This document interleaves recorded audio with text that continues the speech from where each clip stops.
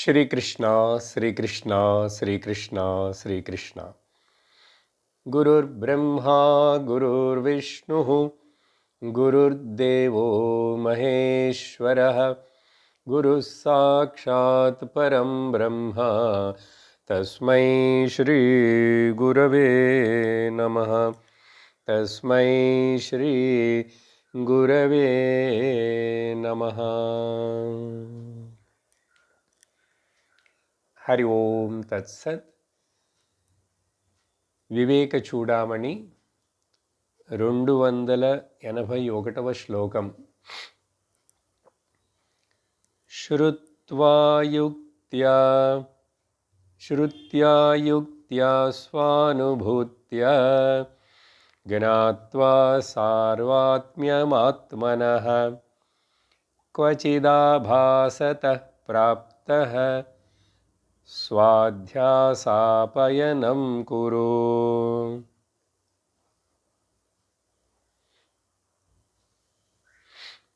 గడిచిన సత్సంగములో భగవాన్ శంకరాచార్యుల వారు ఈ వివేక చూడామణి గ్రంథంలో అధ్యాసమును ఎట్లా తొలగించుకోవాలి అనేటువంటి విషయాన్ని విస్తరిస్తూ చెప్తున్నారు. అధ్యాసము అంటే సూపర్ ఇంపోజిషన్ లేక ఆరోపణం చేయబడటం.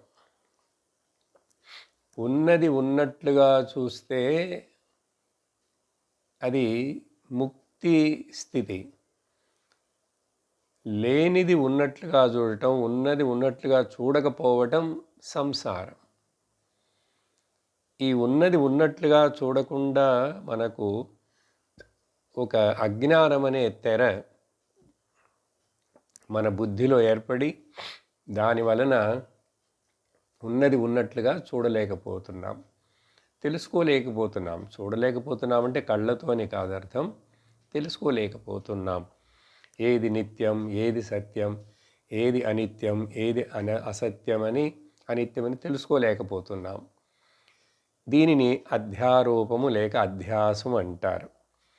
10 శ్లోకాలకు పైన ఇంకా కూడా 1, 2, 3 శ్లోకాలలో ఈరోజు చూస్తాం.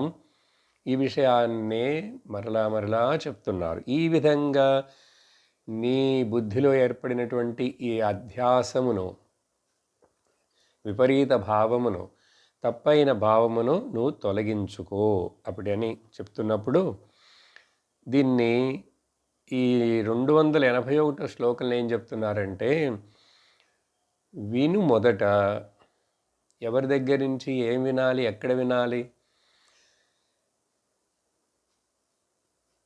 ఆత్మ అనుభూతి ఉన్నటువంటి ఆ తత్వజ్ఞుడు అయినటువంటి గురువు దగ్గర నుంచి వినాలి. కాబట్టి శృతిని ఉపయోగించాలి. ఆ గురువు ఏం చెప్పాలి? ఆ గురువు శృతి వాక్యాలను చెప్పే గురువుగా ఉండాలి. లోకంలో ఎంతోమంది వేరే వేరే గురువులు ఉన్నారు. చాలా రకరకాలైనటువంటి విషయాలని వాళ్ళు బోధిస్తుంటారు. అవి కొంతమందికి ఆయా మనుషులకు ఉపయోగపడుతున్నాయి. కానీ ఇక్కడ పరమ ప్రయోజనము, పరమ పురుషార్థమైనటువంటి ముక్తి, ఆత్మజ్ఞానమునకు కావలసింది ఎవరైతే బోధిస్తారో అది ఆయన సొంత బోధన కాదు. ఆయన గురువు దగ్గర నుంచి శృతి వాక్యాలను విని అర్థం చేసుకొని అనుభవమునకు తెచ్చుకున్నారు. ఇలా చెయ్యమంటుంది మనల్ని. ఆ తర్వాత శృతి వినుట వలన మొదట తెలుసుకో, ఫస్ట్ హ్యాండ్ ఇన్ఫర్మేషన్ లాగా. ఆ తర్వాత నీ యుక్తితోటి కూడా నువ్వు వాటిని బాగా మననం చేసుకో.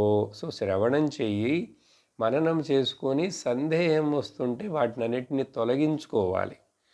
వినగా కొంచెం సందేహాలను తీరిపోవాలి. కాబట్టి యుక్తితోటి సందేహాలను తీర్చడానికి లాజిక్ను ఉపయోగించాలి, యుక్తి. ఆ తరువాత నీ యొక్క సొంత జీవితంలోని అనుభవాలని చూసి కూడా నువ్వు నేర్చుకోవాలి. శాస్త్రం చెప్తుంది ఈ జగత్తు మిథ్య, ఆత్మ అయిన నువ్వే బ్రహ్మము, అది సత్యము అంటున్నప్పుడు మరి జగత్తు మిథ్య, ఇది నిజం కాదంటే మనం కూడా, నా అనుభవంలో కూడా అట్లాగే ఉందిగా. ఇది మారుతూనే ఉన్నది, వికారాలను చెందుతూనే ఉన్నది. ఒక సమయంలో మెలుకులో ఉన్నది కలలో ఉండటం లేదు, కలలో ఉన్నది మెలుకులో ఉండటం లేదు. కల మెలుకులు రెండూ లేని నిద్రలో అసలు ఏమీ తెలియట్లేదు. ఇప్పుడు మరి దేనిని సత్యమని నమ్మాలి? అందుకని నీ యొక్క అనుభవంలోనే చూస్తే మనుషులు పుడుతున్నారు. మా తాతగారు పుట్టారు, ఆయన వలన మా నాన్న పుట్టారు. మా తాతగారు ఏదో పని చేశారు, లోకంలో కొంచెం కాలం జీవించారు, ఆయన ఈ లోకం వదిలి వెళ్ళిపోయాడు. తర్వాత మా నాన్నగారి వలన నేను పుట్టాను. మా నాన్నగారు కూడా కొంతకాలం ఉన్నారు, ఆయన ఏవో పనులు చేశారు, ఆయన వెళ్ళిపోయారు. ఇట్లా లోకంలో వచ్చిన వాళ్ళందరూ వెళ్ళిపోతున్నారు. అసలు ఎందుకు వస్తున్నారు, ఎందుకు వెళ్ళిపోతున్నారు? ఈ వచ్చింది నిజమా, పోయింది నిజమా? ఈ మధ్యలో ఏమి చెయ్యాలి? ఏవేవో చేస్తూ ఏవేవో తాపత్రయాలు పడుతూ మనుషుడు దుఃఖపడుతూ కష్టపడుతున్నాడే అని నేనే చింతించాలి. నేను దేనినైతే ఆశపడి దాని వెనకాల పడ్డానో, పరిగెడుతున్నానో, అదంతా నన్ను ఏమారుస్తున్నది, నన్ను మోసగిస్తున్నది. నేను దుఃఖానికి లోనుడవుతున్నాను. ఎందుకంటే అది నన్ను వదిలేసి వెళ్ళిపోతుంది. వస్తువు కానీ మనిషి కానీ మరి లోకంలో చూస్తున్నదే కదా అది. అదేవిధంగా ఏ శరీరాన్ని అయితే నేను నమ్మి దీని మీద చాలా వ్యామోహం పెట్టుకొని దీనికోసమే పొద్దున్న లేస్తే ఇంకా పడే పాటలన్నీ దీనికోసమే, కానీ ఇదేమైనా మనకు చెప్పినట్టు వింటున్నదా? దాని ప్రకృతి ఏంటో అది తగ్గట్లుగానే దానికి రావాల్సిన వ్యాధులు వస్తాయి, దానికి రావాల్సినంత సంపదలు వస్తాయి, దానికి రావాల్సినన్ని సుఖాలు వస్తాయి, దుఃఖాలు వస్తాయి, అన్నీ ఇట్లా అట్లా జరిగిపోతున్నది. కానీ మనం గుర్తించము. మరి నీ అనుభవమే కదా ఇది. అందుకని స్వానుభూతి చాలా ముఖ్యం. ఈ విధంగా నువ్వు తెలుసుకొని ఆ తరువాత చివరికి ఏది తెలుసుకున్నట్టు చేత నాకు బంధము లేదు, నేను నిత్యముక్తుడైనటువంటి ఆత్మను బ్రహ్మమని నీకు అర్థమవుతుంది. అర్థమైందంటే ఆ తర్వాత నా బుద్ధిలో, నా భావనలో నేను ఎలా చింతిస్తాను, ఎలా ఉంటాను, what is the status of my mind అంటే ఇక్కడ చెప్తున్నారు. ఈ శ్లోకాన్ని పోయిన క్లాసులో ప్రారంభించి కొంచెం అర్థం చెప్పాను, అందుకని వివరిస్తున్నాను ఇప్పుడు. సర్వాత్మని ఆత్మనః, అన్నిటి యందు అందరి యందు నువ్వే ఉన్నట్లు, ఆత్మే ఉన్నట్లుగాను, ఆత్మలోనే అన్నీ ఉన్నట్లుగాను. ఇక్కడ సర్వాత్మని ఆత్మన అంటే రెండు ఆత్మలు ఉన్నాయని కాదు అర్థం.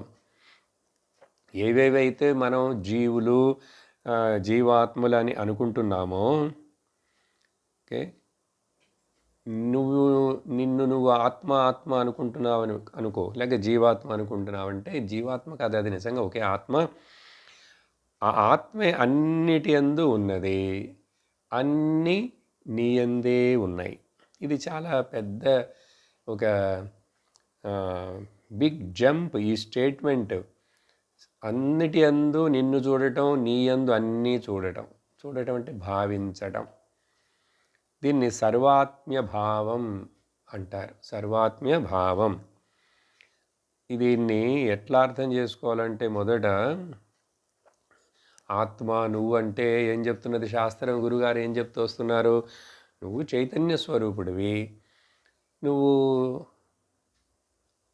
ఈ ఉనికి ఎరుక ఉన్నటువంటి ఆనంద స్వరూపుడివి అని చెప్పినప్పుడు, ఈ ఉనికి ఎరుక ఆనందం అనేటువంటిది అంతటా అన్నిటి యందు అదే ఉన్నది, సమంగా ఉన్నది, అది మారకుండా ఉన్నది, దేనికి అంటుకోకుండా ఉన్నది. ఇవన్నీ విన్నాం. ఇప్పుడు అది ఖచ్చితంగా మనకు దృఢం నిశ్చయమైపోవాలి.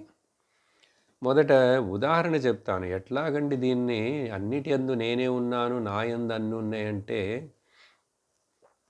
నిజంగా చెప్పాలంటే అన్నిటి యందు నేనే ఉన్నాను, నా యందు అన్నీ ఉన్నాయంటే అర్థం అసలు నేను తప్ప మరొకటి లేదని అర్థం. ఆ నేను తప్ప మరొకటి లేదనేటువంటిదే వేదాంతము ఉపనిషత్తు చెప్తుంది. బ్రహ్మ సత్యం, జగన్మిథ్య, అద్వితీయం, ఏకమేవ అద్వితీయం. మామూలు సాధారణ ఉదాహరణ తీసుకుందాం లోకంలో. ఇప్పుడు ఈ రూమ్లో నా ముందే నా పైన తల దగ్గర అక్కడ ఒకటి రౌండ్గా ఉంది ఒక బల్బు, ఇంకో బల్బు ఏమో కొంచెం పొడుగ్గా అట్లా గొట్టంలాగా ఉంది, ట్యూబ్ లైట్. ఇప్పుడు రెండిట్లో నుంచి వస్తున్నది వెలుతురు కదా, రెండిట్లో నుంచి వస్తున్నది వెలుతురు. ఇప్పుడు రౌండ్ బల్బులోంచి వచ్చిన వెలుతురైనా సరే, ట్యూబ్ లైట్లోంచి వచ్చిన వెలుతురైనా సరే, అది బాగా కొంచెం కాంతిగా ఉంది, ఈ బల్బు కొంచెం కాంతి తక్కువ ఉంది, అది చూడొద్దు. దాని యొక్క బల్బు యొక్క పవర్ చూడకూడదు. దాంట్లోంచి వస్తున్న వెలుతురు చూస్తే రెండు ఒకటే కాదా? అది రౌండ్ బల్బ్ అయితే ఏమిటి, స్క్వేర్ బల్బ్ అయితే ఏమిటి, స్పైరల్ బల్బ్ అయితే ఏమిటి, ట్యూబ్ బల్బ్ అయితే ఏమిటి, వెలుతురు అనేటువంటిది ప్రకాశం వ్యక్తమయ్యేది ఒకటిగానే ఉంది. అది మాత్రమే కాదు, ఆ వెలుతురు ఇప్పుడు ఇక్కడ నా మీద పడటం చేతనే నన్ను మీరు చూస్తున్నారు. ఇక్కడ ఈ రూమ్ చీకటిగా ఉంటే నేను ఈ కెమెరాలో నేను కనపడేవాడిని కాదు, నా వీడియో రికార్డ్ అయ్యేది కాదు. కాబట్టి వెలుతురు ఉంటే చూస్తున్నారు. సరే, ఇప్పుడు వెలుతురు పడుతున్నది నా తల, కళ్ళు, కళ్ళ జోడు అన్నిటి మీద పడుతున్నది, బ్యాక్గ్రౌండ్ మీద. ఇప్పుడు అడుగుతున్నాను, ఒక చింతిస్తాం ఏమిటంటే, సరే ఈ రెండు క్లిప్పులు చూపిస్తున్నానా, రెండు క్లిప్పుల మీద వెలుతురు పడుట చేతనే, వెలుతురు అంటే ప్రకాశం పడుట చేతనే దీని రంగు ఏమిటి, దీని సైజ్ ఏంటి అన్నీ తెలుస్తున్నాయి మీకు. ఇప్పుడు ప్రశ్న ఏమిటంటే, ఈ క్లిప్పుకి మధ్యలో కూడా ఆ ప్రకాశం వెలుతురు ఉన్నది. కానీ మీరు గమనిస్తున్నారా, గమనించగలుగుతున్నారా? నన్ను చూడకూడదు, నా ముఖం, నా జుబ్బా చూడకూడదు, కుర్తా. ఏం చూడాలి? ఈ మధ్యలో కూడా లైట్ ఉన్నది, కానీ మీకు కనిపిస్తున్నదా, తెలుస్తున్నదా? గమనించలేకపోతున్నాం. మనం దాన్ని గుర్తించట్లేదు, దాని మీద మనకు ధ్యాస లేదు. కానీ ఇప్పుడు ఈ మధ్యలో కూడా లైట్ ఉన్నది అని చెప్పాలంటే, నేను మరలా ఇంకొక ఆబ్జెక్ట్ని ఇక్కడికి తీసుకొచ్చానంటే, ఇప్పుడు మీరు ఆ ఆబ్జెక్ట్ని చూసి గుర్తుపెడతారు. కానీ మీరు మళ్ళీ ఇంకా లైట్ను చూడలేదు, వస్తూనే చూస్తున్నారు. సరే, ఇప్పుడు ఈ వస్తువుని ఇక్కడి నుంచి తొలగించినందువలన ఆ లైట్ ఆ క్లిప్పు మీద పడినటువంటి వెలుతురు ప్రకాశము ఈ క్లిప్పు తీసేసినందువలన, పోయినందువలన ఆ ప్రకాశం ఎక్కడికైనా పోయిందా, దానికి ఏమైనా అయిందా? కానీ అది మీ కళ్ళు గుర్తించట్లేదు, చూసారా?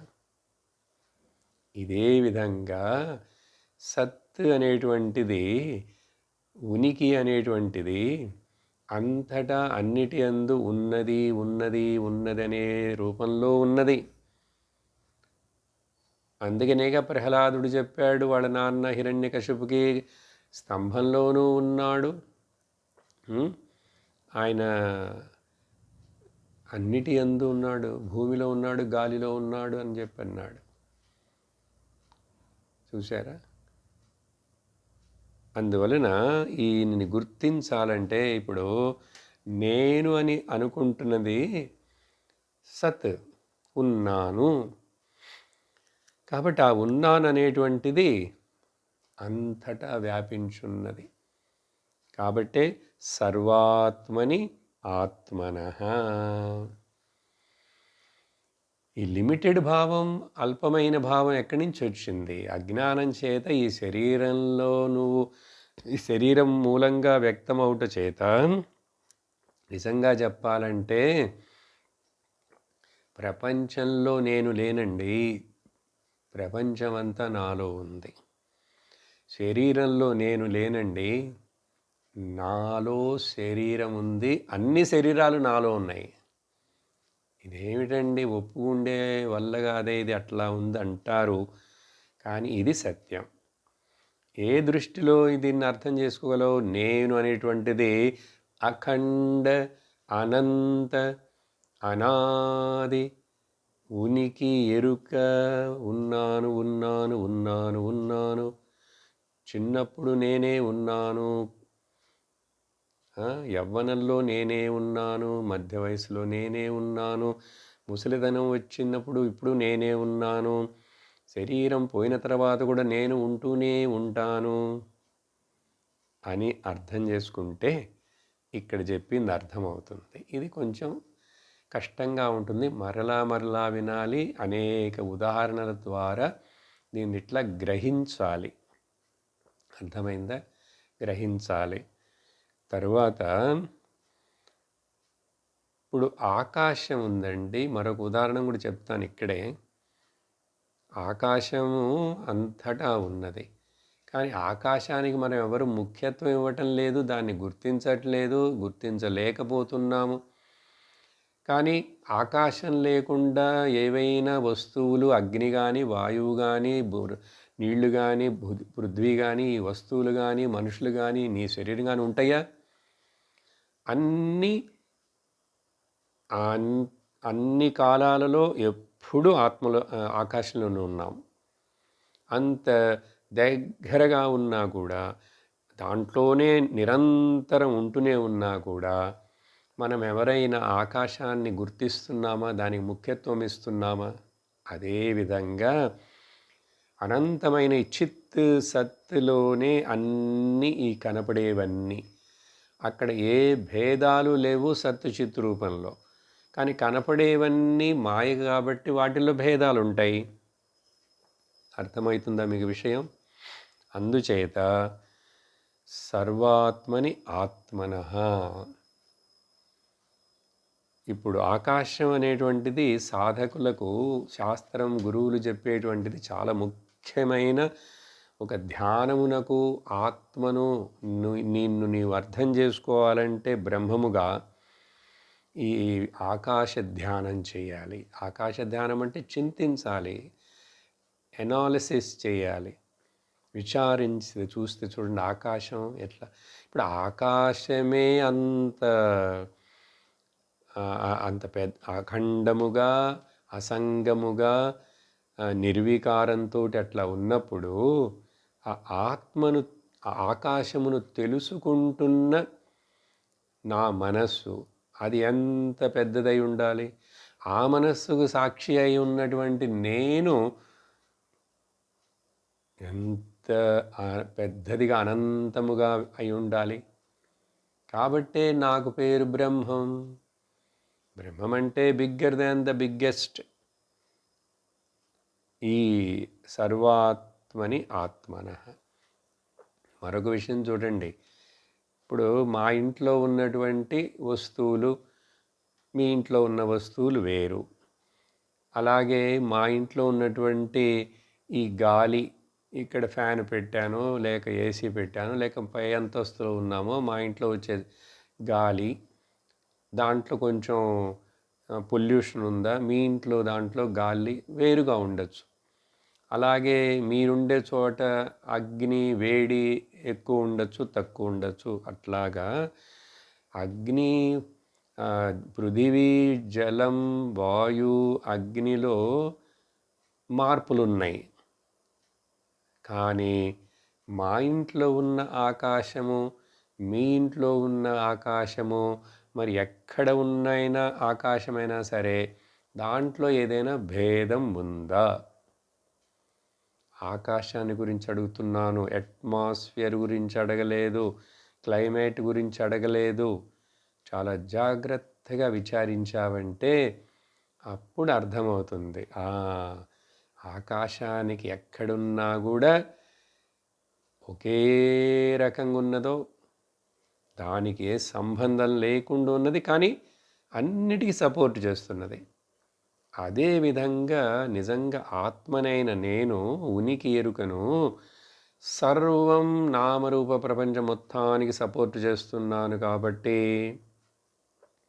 నాకు దేనితోటి నిజంగా సంబంధం లేదు.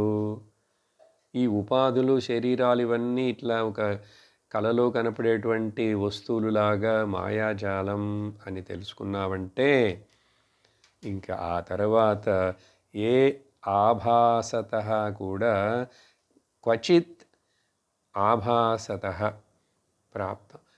ఇంక నీకు అధ్యాసం, ఆభాసం అంటే అధ్యాసమే. ఇంక నీకు ఏది ఉండదు, ఏది రానియకు. ఇది రానియకుండా ఏ భేదము లేకుండా నీ స్వరూప స్థితిలో నీ ఉండటం నేర్చుకో, అధ్యాసమును తొలగించుకో. ఈ ఆత్మ సర్వాత్మ భావాన్ని గురించి అనేక శ్లోకాలు ఉపనిషత్తుల యందును భగవద్గీత యందును చెప్పబడినాయి. 1-2 గుర్తు చేసుకుందాం. ఈశావాస్యోపనిషత్తులో యస్తు సర్వాణి భూతాని ఆత్మన్యేవానుపశ్యతి సర్వభూతస్తమాత్మానం తతో న విజుగుప్సతే. ఇది ఈశావాస్యం. సరే, భగవద్గీత కొంచెం ఫెమిలియర్గా ఉంటుంది. అక్కడేం చెప్పారంటే సర్వభూతస్తమాత్మానం సర్వభూతాని చాత్మని సంపశ్యన్ బ్రహ్మ పరమం. అతడు సర్వభూతాని చాత్మని, ఓకే, అన్నీ చూస్తాడా అతడు.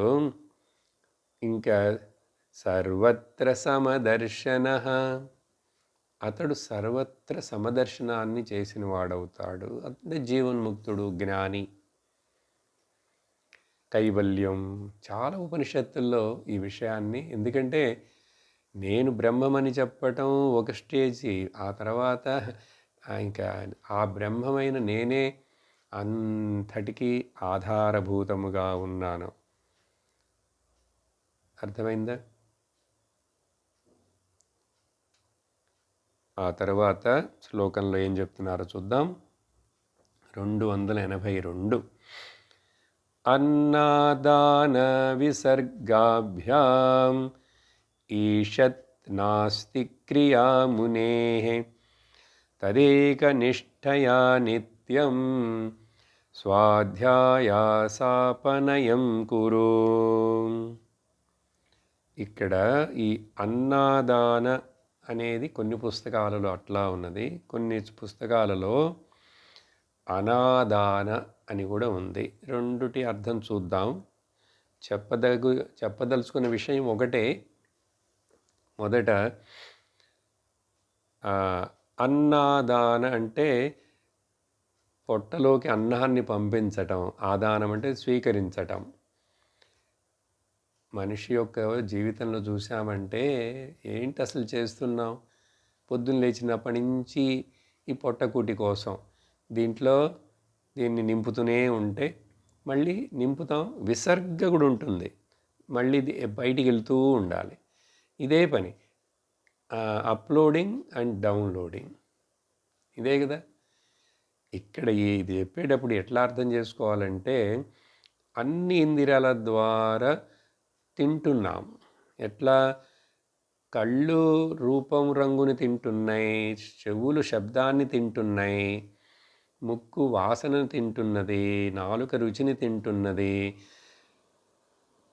చర్మం స్పర్శని తింటున్నది. ఇట్లా 5 ఇంద్రియాలు అన్నిటినీ తింటున్నాయి. ఆహ్రీయతే ఇది ఇంద్రియాః. ఇంద్రియములు ఆహ్రీయత, ఆహారంగా తీసుకుంటున్నాయి. కానీ ఎప్పుడైతే అది ఏదైనా చూసినా ఏదైనా వినినా వెంటనే అది ఒక రియాక్ట్ అవుతుంది కదా, ఆ స్టిమ్యులేట్ అవుతుంది. ఆ స్టిమ్యులేషను, ఆ రియాక్షన్కి పేరే విసర్గ.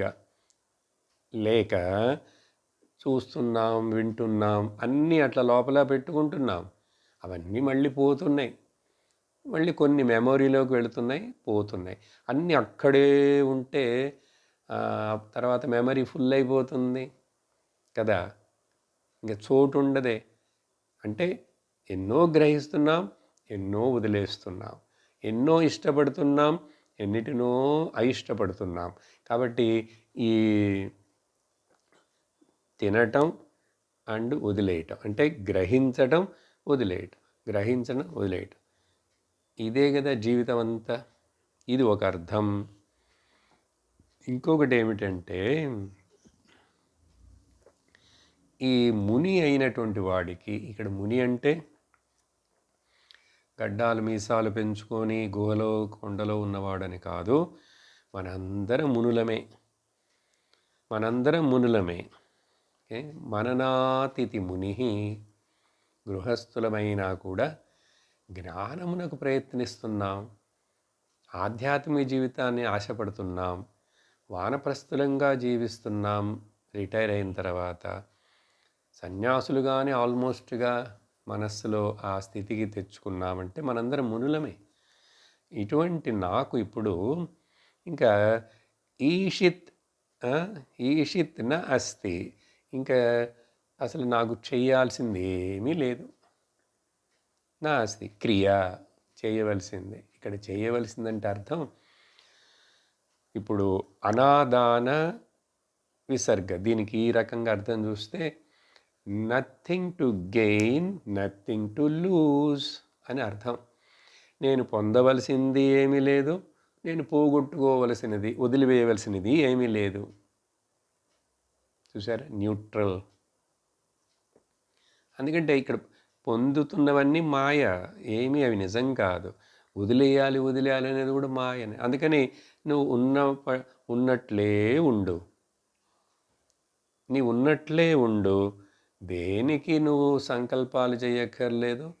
ఇవన్నీ ఎప్పుడు వదిలేస్తాను, ఇప్పుడు ఇవన్నీ వదిలేస్తాను అని దుఃఖము పడకు, టెన్షన్ అవ్వకు. నాకు అది రాలేదే, అది రాలేదు, అది ఎప్పుడు వస్తుందో అది గురించి టెన్షన్ వద్దు. నువ్వు బ్రహ్మమని పూర్ణ వస్తువు అని తెలుసుకున్న తర్వాత, అధ్యాసమంతా పోయిన తర్వాత నీకు ఇంకా ఈ బిజినెస్ ఎక్కడుంటుంది? అందుకని nothing to do, nowhere to go, nothing to hold, nothing to lose or give it. అది అర్థం. అనాదానం ఆర్ విసర్జనం, విసర్గం. అది ఎట్లా వస్తుందంటే అప్పుడు ఇంకా తద్ ఏకనిష్టయా, నీకెప్పుడు ఇంకా నీ మనస్సు ధ్యాస ఎప్పుడు ఆ ఏక వస్తువు మీద, ఏక చింతనాద్ నాశమేత్యతః. ఈ ఏకచింతన, అది భగవత్ చింతన అని చెప్పు, ఆత్మచింతన అని చెప్పు, బ్రహ్మచింతన అని చెప్పు. చుట్టూ ఏమేమో జరుగుతుంటాయి, ఏమేమో మాట్లాడుతుంటారు, ఏమేమో వస్తుంటాయి పోతుంటాయి, అది ప్రకృతి అంతా జరుగుతూనే ఉంటుంది. కానీ నువ్వు సాక్షిలాగా అట్లాగే ఆకాశంలాగా, ఆకాశవత్ నిస్సంగ అట్లా ఉంటావు. లేక ఆకాశంలో ఉన్న సూర్యుడు చూడండి, ఆయన పనేంటో, ఆయన స్వరూపమేంటో ఆయన వెలుతురిస్తూ ఉన్నాడు అంతే. ఆయనకి ఇంక ఇక్కడ ఎవరు ఏం చేసుకుంటున్నారు, ఈ వెలుతును ఉపయోగించుకుంటున్నారా లేదా, వీళ్ళు మంచివాళ్ళ చెడ్డవాళ్ళ, వీడు ఏమి బ్రాహ్మణుడా క్షత్రియుడా ఆయనకేం పట్టదు. ఎందుకంటే ఆయన దృష్టిలో ఆయన స్వరూపం ఆయనగా ఉన్నాడు. మనం కూడా అట్లా నేర్చుకున్నామంటే తద్ ఏకనిష్టయ. ఏకనిష్ట అంటే ఆ single pointed awareness of the ఏకం బ్రహ్మ, తద్బ్రహ్మ తదాత్మా అని చెప్పి నిత్యం. ఇది అప్పుడప్పుడు గంటసేపు వివేక చూడమని విన్నప్పుడు అని కాదండి, నిత్యం ఇలా చేస్తున్నావంటే నీకు ఇంకా అధ్యాసం ఎక్కడుంది, వాసనలు ఎక్కడున్నాయి? అన్నింటినీ ఈ విధంగా చేస్తూ తొలగించుకో. అందుకని నువ్వు గృహస్థుడుగా ఉన్నాను సరే, నీ చుట్టూ ఆ మనుషులు అందరూ, నీ కుటుంబం వాళ్ళందరూ ఉండని, శరీరం ఉండని, శరీరానికి కొన్ని వయసు వచ్చేసింది, వ్యాధులు వస్తుంటాయి ఉండని, నీకేమైంది ఇప్పుడు? ఇది అర్థం చేసుకోవాలి.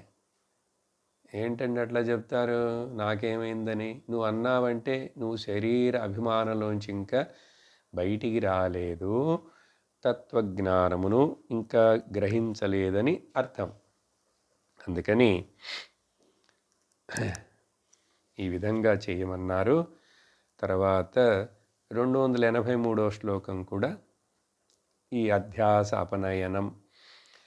తత్వమస్యాదివాక్యోత్థ బ్రహ్మాత్మైకత్వబోధతః బ్రహ్మణి ఆత్మత్వదాఢ్యాయ స్వాధ్యాయాసాపనయం కురు.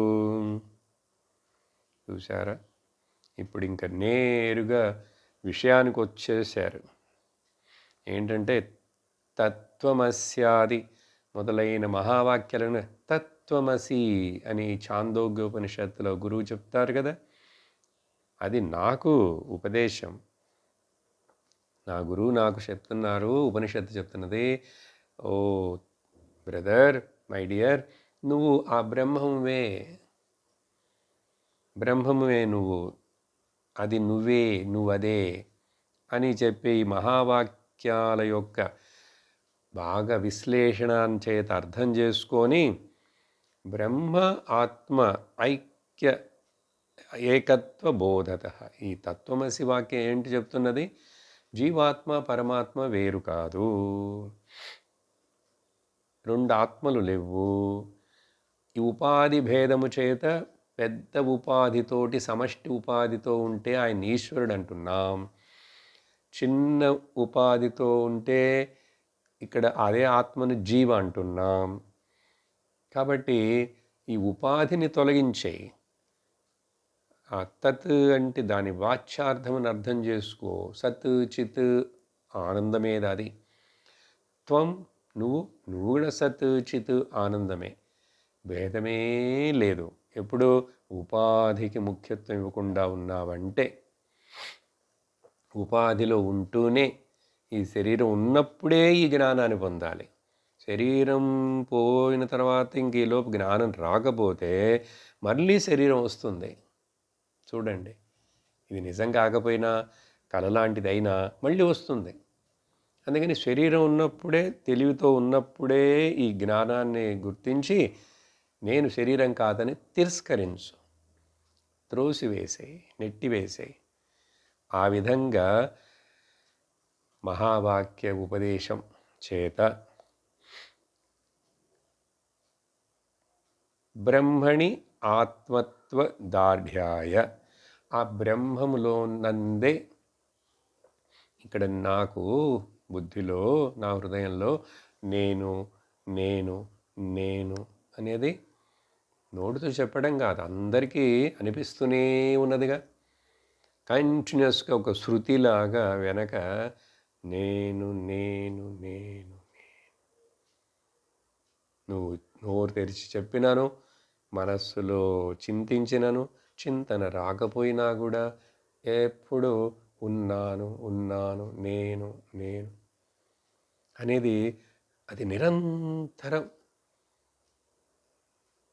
అనిపిస్తుంది. స్ఫురతి అనేటువంటిది థ్రాబింగ్, అది చూసారా. అప్పుడు అది నేనే అనే దాంట్లో అదాఢ్యం, ఆత్మ నేను, అహంకారం అనే నేను అనేటువంటిది వేరే లేదనే నిశ్చయమైనటువంటి దార్ఢ్యాయ. దార్ఢ్యం అంటే ఫర్మ్ కన్విక్షన్, కన్ఫర్మేషన్. ఈ విధంగా చేస్తూ ఈ విధంగా అభ్యాసం చేస్తూ అధ్యాసమును నువ్వు తొలగించుకో. ఇంకా అధ్యాసం ఎక్కడుంది? నాకు దేని గురించి ఉంది? నేను ఎప్పుడైతే దేనికి ముఖ్యత్వం ఇవ్వనో, ఏది ముఖ్యమే కాదు, అది ఎంత పెద్దదైనా సరే. దేవుడు అక్కడ ఉన్నాడుట, ఆ గుడి మీద, ఆ కొండ మీద దేవుడు చాలా గొప్పవాడుట. ఈ కథలన్నీ ఇంకా నాకు ఇక్కడ పని చెయ్యవు, అక్కర్లేదు. దేవుడు అక్కడ ఉండటం ఏంటి, ఆ కొండ మీద ఉండటం ఏంటి? బ్రహ్మ ఆత్మ జీవ పరమాత్మ అన్నీ ఒక్కటే అని చెప్తుంటే, ఆ బ్రహ్మ పరమాత్మవే అంతటా సర్వత్రా ఆకాశంలాగా ప్రకాశంలాగా వ్యాపించున్నాడని చెప్తుంటే నువ్వు మరలా ఇదంతా ఏంటి మాట్లాడతావు? చూసారు, ఇది భక్తి యొక్క పరాకాష్ట. దీన్ని ఇట్లా చెప్తే ఓ భక్తి లేదా, భక్తి వద్దా? ఏం భక్తి? ఎంతకాలం? ఆ కొండ అంటావు, ఈ గుడి అంటావు, అక్కడ అంటావు, ఇక్కడ అంటావు, పరిగెడతావు. సరే, ఇంత పరిగెట్టి నీకేమైనా ఆయాసం తీరిందా? నీకు ఆత్యంతిక సుఖ శాంతి రక్షణలు వచ్చేసినాయా? ఇంకేమి నేను అడిగేందుకు ఏమి లేదనేది ఆ స్థితి వచ్చిందా? మరి రాకపోతే అదేంటి భక్తి? ఎందుకంటే ఆ భక్తిలో జ్ఞానాన్ని నింపకపోతే నువ్వు ఆ భక్తి చోచో భక్తి ప్రయోజనపడదు. భయంతో, బార్గెనింగ్ తోటి కూడే ఉంటుంది. తర్వాత శ్లోకం. అహం భావస్య దేహేస్మిన్ నిశ్శేష విలయావధి సావధానేన యుక్త్యాత్మా స్వాధ్యాసాపనయం కురు. ఇప్పుడు చివరి ఇంకా ఇదొకటి, ఇంకొక శ్లోకంలో ఈ అధ్యాసం గురించి ఇప్పుడు ఏమంటున్నారంటే, అహంభావస్య దేహేస్మిన్, ఈ దేహం నేను అనే భావన ఉన్నంత వరకు, అది పూర్తిగా నిశ్శేషముగా అది తొలగిపోనంత వరకు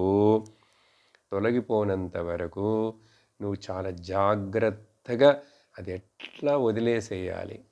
దేహాత్మభావం, దేహం నేనని ఎంతో కాలంగా, ఎన్నో జన్మలుగా అట్లా దాన్ని నూరి పోసేసాం బుద్ధిలో. అందుకని ఇప్పుడు గురువుగారు ఎంత చెప్పినా, శాస్త్రం ఎంత మాట్లాడినా కష్టంగా ఉంటుంది. వింటాము, కొంచెం బాగానే ఉంది మీరు మాట్లాడేది, కానీ అంటాం. బట్ అందుకని నువ్వు ఓపికతోటి, ధైర్యముతోటి, దార్ఢ్యముతోటి సావధానేన ఎలర్ట్గా ఉండు. సావధానం అంటే ఎలర్ట్ కదా, అవధానం అంటేనే అలర్ట్నెస్. అందుకని ఎవరైతే చాలా ఎలర్ట్ అయిన జీవితాన్ని జీవిస్తారో వాళ్ళని, ముఖ్యంగా బ్రాహ్మణులలో అంటుంటాం, మా పక్క వీధులు అవధానులు గారు ఉన్నారు. ఏంటి అవధానం అంటే? అవధారయతి అంటే ఆయన ఆధ్యాత్మిక దైవిక విషయాలను చింతిస్తూ, ఆచరిస్తూ, అనుసరిస్తూ, వాటి వలన పరమప్రియాన్ని పొందుతూ ఎప్పుడు ఆ నిష్టలోనే, ఆ ధ్యాసలోనే ఉంటుంటారు, అనుష్ఠానాలు ఉంటారు. కాబట్టి ఆయన అవధానులు గారు. లేక శతావధాని, అంటారు. అంటే ఏంటి? ఆయన ఎలర్ట్గా ఉంటే 100 విషయాలను ఒకేసారి గమనిస్తే చెప్తాడట. దానికి అప్పుడప్పుడు సభల్లో ఏదో చేస్తుంటారు, శతావధానం కదా. అంటే అప్పుడు ఎంత ఎలర్ట్, ఎంత బ్రెయిన్ షార్ప్ ఉండాలి. సో ఇక్కడ మరిచిపోకు అని అర్థం. మరిచిపోకు, మరలా లోక విషయాల్లోకి దిగజారిపోకు. అవి నిన్ను అట్రాక్ట్ చేస్తున్నప్పటికీ కూడా జాగ్రత్తగా ఉండు అని చెప్పడానికి సావధానం.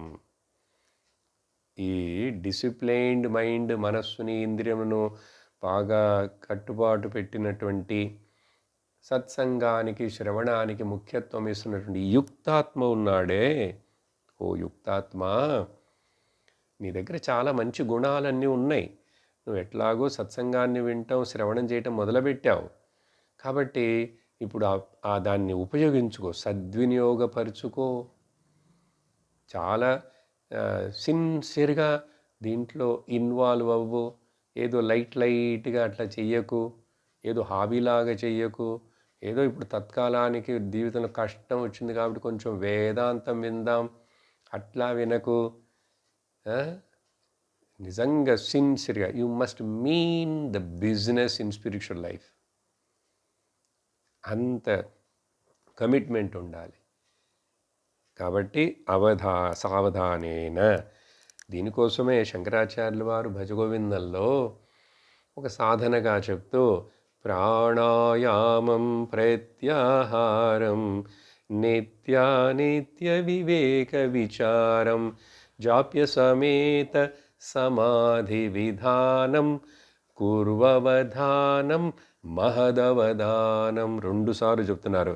చాలా అలర్ట్గా, సిన్సియర్గా, రెగ్యులర్గా, జాగ్రత్తగా, మళ్ళీ మళ్ళీ అటు ఇటు దోవ తప్పకు, ఎలర్ట్ అండ్ మోర్ ఎలర్ట్ తోటి మహత్ అవధానం అని చెప్పి భజగోవిందంలో చెప్పినట్లుగా 285వ శ్లోకం. ప్రతీతిర్జీవజగతో స్వప్నవద్భాతి యావతా తావన్నిరంతరం తద్విద్వన్ స్వాధ్యాసాపనయం కురు. ఈ శ్లోకంతో ఈ అధ్యాసం అనే విషయం ముగుస్తున్నారు. ఏం చెప్తున్నారు చూడండి. ప్రతీతి జీవ జగతోహో, ఎంతకాలం వరకైతే నీకు ఇంకా ఈ జీవ, ఈ జగత్, ఇవి స్వప్నం అని చెప్పి నువ్వు స్వప్నంలాగా వీటిని, స్వప్నంలో ఏముందండి ముఖ్యత్వం, స్వప్నంలో ఏమేమిటో చూస్తున్నాం, ఏంటేంటో వింటున్నాం, ఏమిటేటో అనుభవపడుతున్నాయి, అవన్నీ కళ అనేస్తున్నాం కదా. అదేవిధంగా ఈ మెలకువ కూడా ఒక కళ అని నువ్వు ఖచ్చితంగా నీ బుద్ధిలో నిశ్చయత్వం వచ్చేంత వరకు, అప్పటి వరకు తావత్ నువ్వు నిరంతరం చూసారా. ప్రతీతి అంటే ఏంటంటే ఈ జీవ జగత్ అనేటువంటివి ఒక రిఫ్లెక్షన్సే. అవి ఒక ఇంద్రజాలంలో కనపడే ఒక మ్యాజిక్ లాంటివి కదా. అప్పుడు అవి స్వప్నం లాంటివి. అంటే ఏం చెప్తున్నారంటే,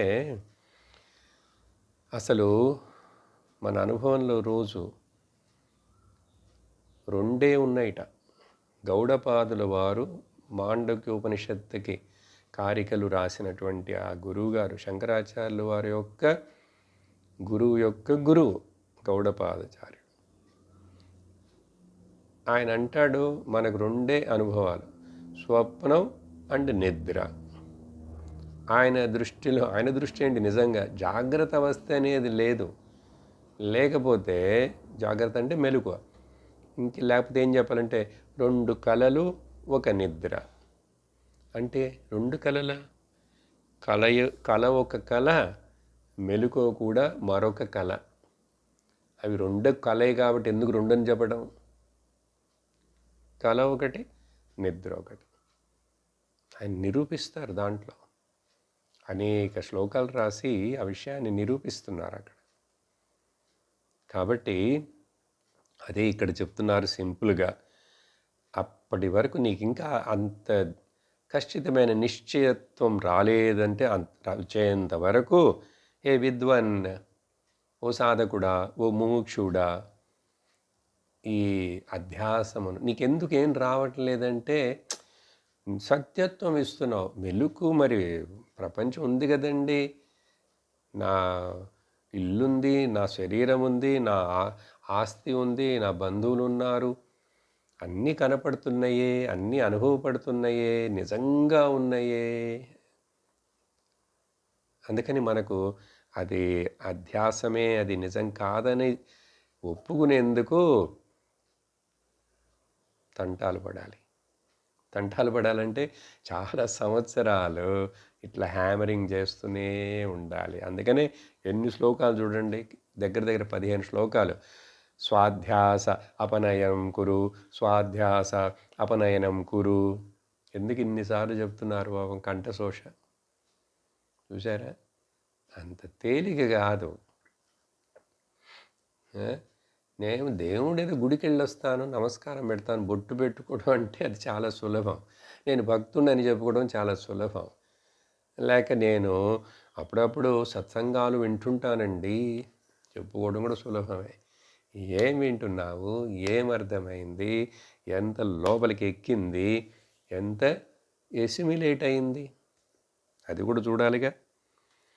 కాబట్టి దీంతో అధ్యాసం అనేటువంటిది ఏంటో అర్థమైందా, దాన్ని తొలగించుకోవాల్సిన అవసరం, దాని ముఖ్యత్వం నీకు అర్థమైందా, అది ఎవరు చేస్తారు, నువ్వే చేసుకోవాలి.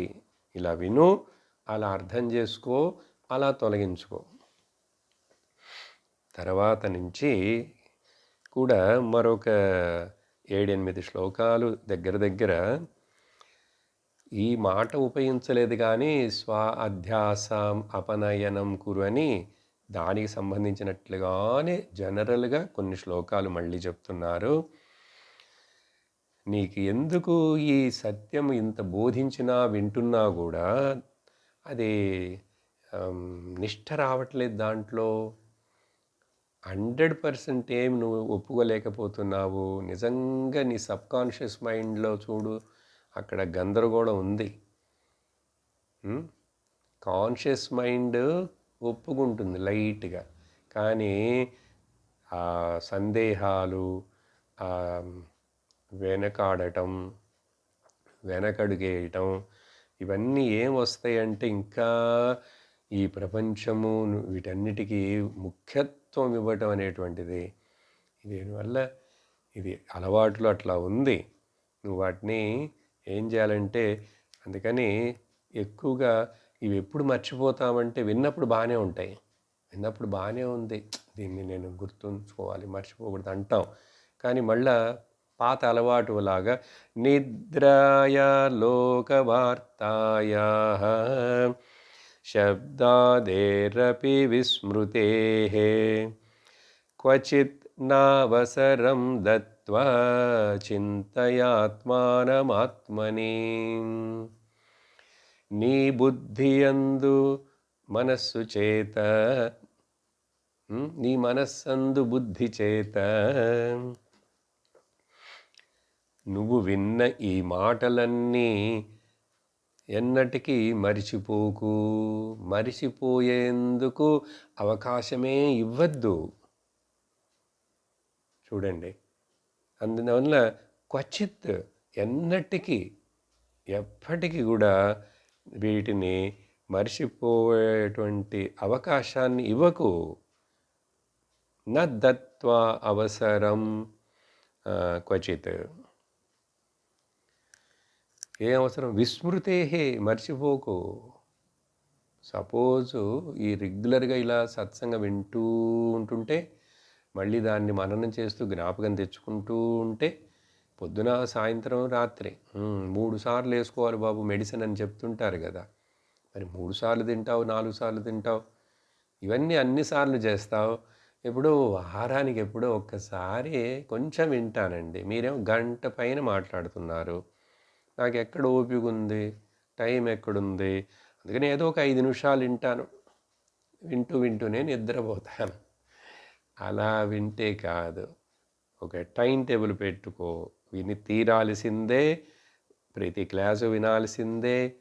అట్లా రోజు టానిక్ లాగా దీన్ని నువ్వు మందు దీన్ని స్వీకరిస్తూనే ఉన్నావంటే, శ్రవణము చెవుల ద్వారా శాస్త్రం అనే మందు.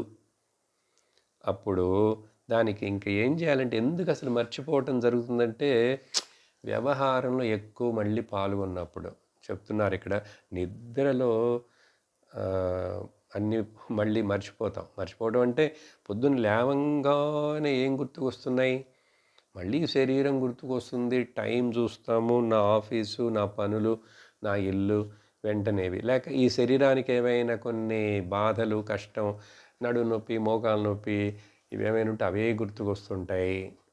లేకపోతే ఎవరికో ఏదో మాట ఇచ్చాను, ఆ పనులు, ఈ పనులు, ఆస్తులు, డబ్బులు, బ్యాంకులు, ఇవి ఎక్కువ ఉండడం వలన అవే గుర్తుకొస్తాయి. లోక వార్తాయాహ, ఏం మర్చిపోతామంటే, నువ్వు ఎప్పుడు ఎక్కువ లోక వ్యవహార విషయాలలో, వార్తలలో నువ్వు మునిగిపోతావో, కాబట్టి లోక వార్తలు న్యూస్ అని చెప్పి వింటూనే ఉండకూడదు. ఏదో ఒకటి 2 మాటలు తెలిస్తే చాలు. ఎందుకు వాటికి ముఖ్యత్వం ఇవ్వకు. నీకు అదే విధంగా ఇంకా న్యూసు అవే కాదు. ఆ! మన చుట్టుపక్కల వెనకింట్లో గొడవలు, ముందింట్లో గొడవలు, మన బజార్‌లో గొడవలు, మా ఊర్లో గొడవలు, మా కాన్స్టిట్యుయెన్సీలో గొడవలు, జిల్లా, తాలూకా, ప్రాంతం, దేశం, అన్ని దేశాల్లో గొడవలు. ఎన్నో ఛానల్సు అన్నిటిలో బం హ్మ్. వాళ్ళేంటి చేస్తున్నారు, పంప్ చేస్తున్నారు. మన మనస్సుని పాడు చేయటానికి. ఎందుకు? ఏం సాధిస్తావు నువ్వు అవన్నీ తెలుసుకొని? ఇప్పుడు అవన్నీ తెలుసుకోకపోతే ఏంటి? నిద్ర పట్టదా ఏంటి? నువ్వేమైనా పరీక్ష రాస్తున్నావా? మార్కులు రావాలా? ఏమిటి? కానీ ఎంత తాపత్రయం చూడండి. తాపత్రయం తగ్గించుకో. నిద్రపోయేటప్పుడు బ్రహ్మభావముతోటి ఈ శరీరమును, ప్రకృతికి సంబంధించిన దీన్నంతా ఈశ్వరుడికి ఒప్పగించు. ఈశ్వరుడి యొక్క ఒళ్ళో పడుకో. అట్లా ఈశ్వరుడికి అర్పించి ఏం చెప్తావంటే, నేను నా స్వరూపంలోనే వెళ్ళి దాక్కుంటాను. ఈ శరీరం ఇవన్నీ సమష్టి ఈశ్వరుడికి చెందినవి అని చెప్పి జ్ఞాపకం చేసుకొని పడుకో. పొద్దునే లేవంగానే ఏ కల వచ్చి ఏదో గుర్తొస్తుంది, అవి గుర్తొస్తాయి, వస్తాయి, సమస్యలు ఉంటూ ఉంటాయి. పరిగెట్టకు. ఒక 5 నిమిషాలైనా అట్లా కూర్చొని మంచం మీదనే ఈ శరీరం నేను కాదు అని చెప్పి పొద్దున వేదాంత వాక్యాలు, ఆ శ్లోకాలతో ప్రారంభించు. మొదట మళ్ళా ఈ శరీరం లేచి ఇలా గాలి పీలుస్తూ బతికున్నందుకు దేవుడికి మొదట ధన్యవాదాలు చెప్పు. ఎందుకంటే ఇంకొక రోజు మళ్ళీ దేవుడు ఛాన్స్ ఇచ్చాడు కదా ఈశ్వరుడు. ఎందుకంటే ఈ శరీరం ఈశ్వరుడికి చెందినది. అందుకని భక్తి ఎప్పుడు తగ్గదు, పోదు.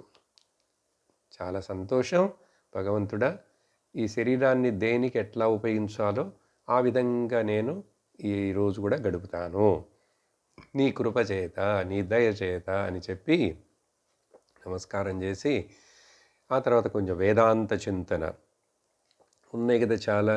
ప్రాతస్మరామి హృది సంస్ఫురదాత్మతత్వం స్వచ్చిత్ సుఖం, అవేవో బై హార్ట్ మనసులో కంఠస్థం చేసుకో, చెప్పు. ఏవో చిన్నవైనా చెప్పు. అవన్నీ లేవు అంటే నేను దేహమును కాదు, మరి నేను ఎవడను, నేను ఆత్మను. ఇట్లా నాకు ఏ బాధబంధరాలు లేవు అని చెప్పుకో. మనోబుద్ధ్యహంకార చిత్తాని నాహం నచ శ్రోత్రజిహ్నే నచ ఘ్రాణనేత్రే నచ వ్యోమ భూమిర్న తేజో నవా. ఏవన్నో ఉన్నాయి, కొన్ని పెట్టుకో. ఏవో కేవలం శ్లోకాలని చెప్పి దేవుడి గురించే చెప్తూ భయపడుతూ నాకు ఈరోజు ఏం కష్టాలు రాకూడదు, నాకు అన్నీ బాగా జరగాలి, తర్వాత ఇట్లా కోరికలతోటి అవన్నీ ఇవన్నీ అడుగుతూ ఏం అడగకు. ఆయన ఇస్తాడు నీకేం కావాలి. నువ్వు నీ మనస్సుని దేని మీద పెట్టాలో, దేని మీద కేంద్రీకరించాలో అది చెయ్యి. ఇలా చెప్తూ చింతయ, చూడండి, చింతయ ఆత్మానం ఆత్మని.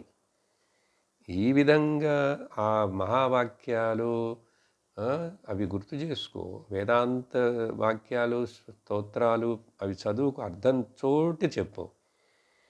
ఆ తర్వాత ఇంకా దైనందిన కార్యక్రమం ప్రారంభించి చేస్తున్నప్పుడు కూడా మర్చిపోకు. అలా చెప్పి తర్వాత శ్లోకంలో 287లో మాతా పిత్రోర్మలోద్భూతం మలమాంసమయం వపుః త్యక్త్వా చండాలవద్దూరం బ్రహ్మీభూయ కృతి భవ. చూడండి, రాత్రిప్పుడు పడుకునేటప్పుడు ఇట్లా చేయాలని చెప్పాను, పొద్దున్న లేచినప్పుడు అట్లా చెప్పాను. ఇక్కడ ఆయన ఏం చెప్తున్నారంటే శంకరాచార్యులు వారు, ఈ దేహమే కదా నీకు నిన్ను బాధిస్తున్నది అది ఎప్పుడు నీ అటెన్షన్ కోరుకుంటున్నది. చూసావా, అది ఆకలి అన్నం పెట్టు అన్నం పెట్టు అంటుంది. నిద్ర వస్తుంటే నిద్రపోవచ్చు అంటుంది. తర్వాత చూడు చూడు నాకు మోకాలు నొప్పిగా ఉంది, చూడు నాకు తలనొప్పిగా ఉంది అని చెప్పి నన్ను గమనించు అని చెప్పి శరీరం లాగుతూనే ఉంటుంది, నాగింగ్. అందుకని ఏం చెప్పాలంటే, నువ్వు ఈ శరీరం అసలు ఒక మాంస పిండం, మాంసమయం వపుః, రక్త మాంస ఎముకలు, ధాతువులు, క్రొవ్వు, కండరాలు, అంతా గజిబిజి, చూడటానికి అసహ్యమైనటువంటి. శాస్త్రం అప్పుడప్పుడు ఇట్లా చెప్తే కొంచెం మనకు అసహ్యం ఏర్పడుతుందేమో అని. నువ్వు ఈ పై చర్మాన్ని చూసి దీని అందాన్ని దానికోసమే పాటలు పడుతూ తంటాలు పడుతున్నావు బ్యూటీ క్లినిక్లని. ఇదేంటో తెలుసా, ఒక స్త్రీ పురుషుడు ఎవరిని నువ్వు అమ్మ నాన్న అంటున్నావో వాళ్ళ శరీరంలోని మలినము చేత, చూడండి మలినం, వాళ్ళు ఏదో తింటారా, అక్కడ శుక్ర శ్రోణితం, పురుష బీజం స్త్రీ బీజం, అవన్నీ మలం, మాంసమే. అవి కలువుట చేత, ఆ మాంసము చేత, అశుద్ధమైన ఆ మలినము చేత, ఎవరు, తల్లి తండ్రి, దానితోటి ఇది ఈ మాంసమయమైన శరీరం వచ్చింది. దీన్ని నువ్వేం చేయాలి, దీంట్లో నువ్వు ఉన్నావు, ఇది నీది అనుకుంటుంటే దీన్ని ఎందుకు ఉపయోగించాలి, ఈ శరీరం యొక్క ప్రయోజనం ఏమిటి అని చెప్పి గుర్తించి శరీరాన్ని ఉపయోగించుకో. కానీ దీన్ని కొంచెం చండాలవత్ దూరంగా పారేసి అంటున్నారు. మరి పారేస్తే ఎట్లాగంటే, నిజంగా శాస్త్రం కొన్ని చోట్ల దీని మీద మనకు మొదట ఈ అటాచ్మెంట్ పోవాలి, మోహం పోవుట కొరకు కొన్నిసార్లు ఇట్లా చెప్తుంది, ఇది ఒక మలభాండం, ఇది సెప్టిక్ ట్యాంక్, మొబైల్ టాయిలెట్, ఇవన్నీ చెప్తే కొంచెం అసహ్యం ఏర్పడుతుంది మనకంటే, దీని మీద మోహం తగ్గుతుంది. అందుకనే కదా శంకరాచార్యుల వారు భజగోవిందులు అది రాశారు, నారీస్తనభరనాభీదేశం. అదంతా ఏంటి, చింత్వా మాయా మోహాత్ నారీస్తనభరనాభీదేశం ఏతన్మాంసవ సాది వికారం. అది మాంసం యొక్క వికారమే. అందుకని అవి చూసి మోహపడకు. ఆ విధంగా అది గుర్తుపెట్టుకున్నారు. అదేవిధంగా ఇట్లా చెప్తుంది. కానీ అదే శాస్త్రం గురువులు కొన్ని చోట్ల ఏం చెప్తారు, ఇప్పుడు ఇక్కడ నెగిటివ్గా చెప్తున్నారు. దీన్ని చండాలవత్ అంటే ఇది చాలా దుర్గంధం, అపవిత్రం, అశుభ్రమైనది. దీన్ని ఆ చండాలుడిని ఎట్లయితే దూరంగా ఉంచుతామో, జాతి కోసం చెప్పలే. చండాలుడు అంటే అవినీతిపరుడు, అశుభ్రపరుడు, దుర్మార్గుడు, తామస గుణముడు, వాడిని ఎవడైనా కానీ చండాలుడే.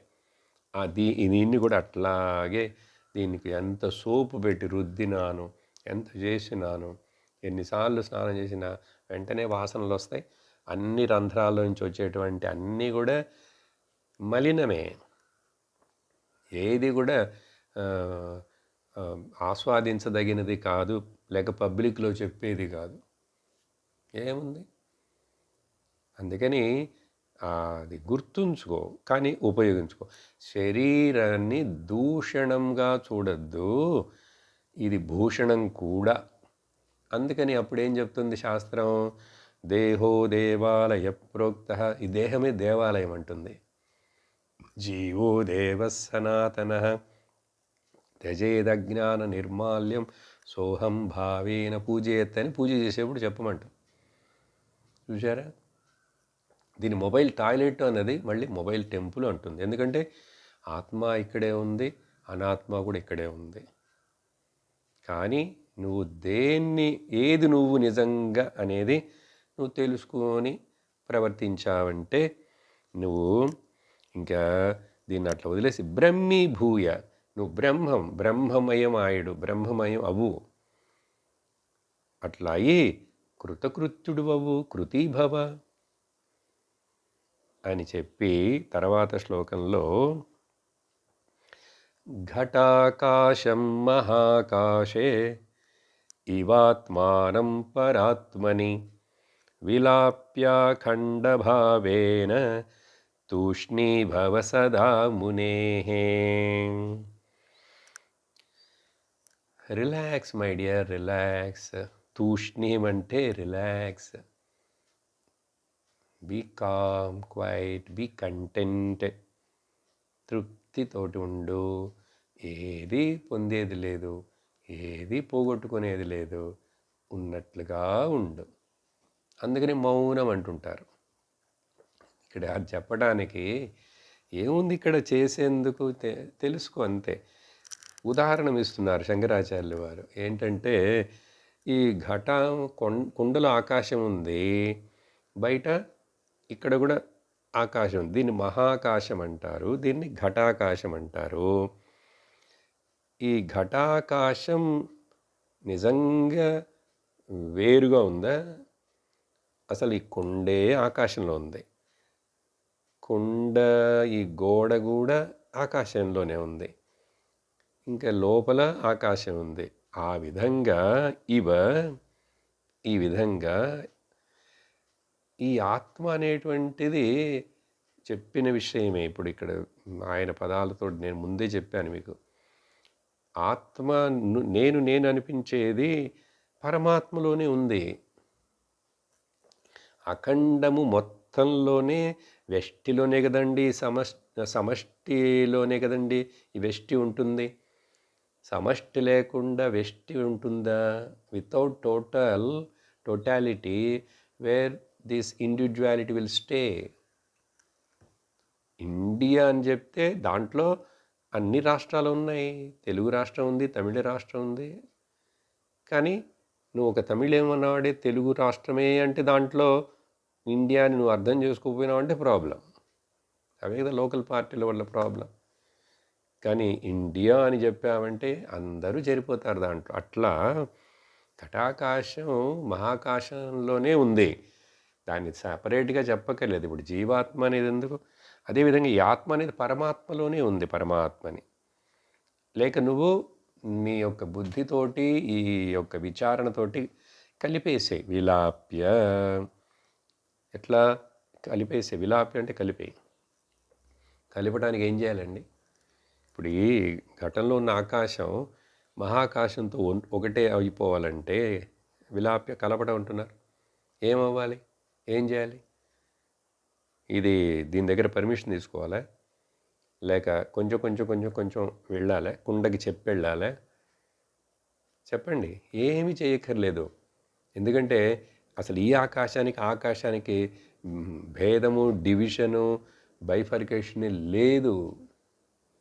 దీన్ని మూసేసినా లేదు, దీన్ని సీల్ చేసినా కూడా లేదు.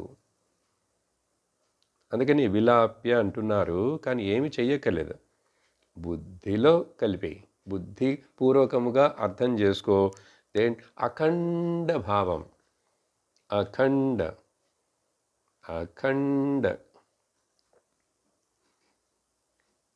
నిత్య నిరంతర అఖండ అనాది పూర్ణ బ్రహ్మ సనాతన హే. ఇప్పుడు అర్థమై ఈ భావన నీకు అట్లా బుద్ధిలో వెలిగిందంటే శాంతి తూష్ణీం సదా, ఇంకెప్పుడు గ్రహించేశాను కదా, అది ఎప్పుడు నాతోటే ఉంటుంది. ఏంటది? పూర్ణత్వం, తృప్తి, ఇవన్నీ కూడా ఎవరు? ఈ అర్థం చేసుకున్న ఈ జ్ఞానులు, ఈ ముముక్షువులు, మునేహే సదాభవ, దీంట్లోనే ఉంటుంటారు, ఈ భావనలోనే ఉంటారు. వాళ్ళకి ఇంకా సాధించాల్సినవి, పోగొట్టుకోవాల్సినవి, చేయాల్సినవి, తాపత్రయాలు, పరిగెట్టడాలు ఏమి ఉండవు. ఏమీ ఉండవు. ఎంత పరిగెత్తినా, ఎంత చూసినా, ఎంత చేసినా అంతా కూడా ఏదో తృప్తి రావాలి. తృప్తి వచ్చేసింది,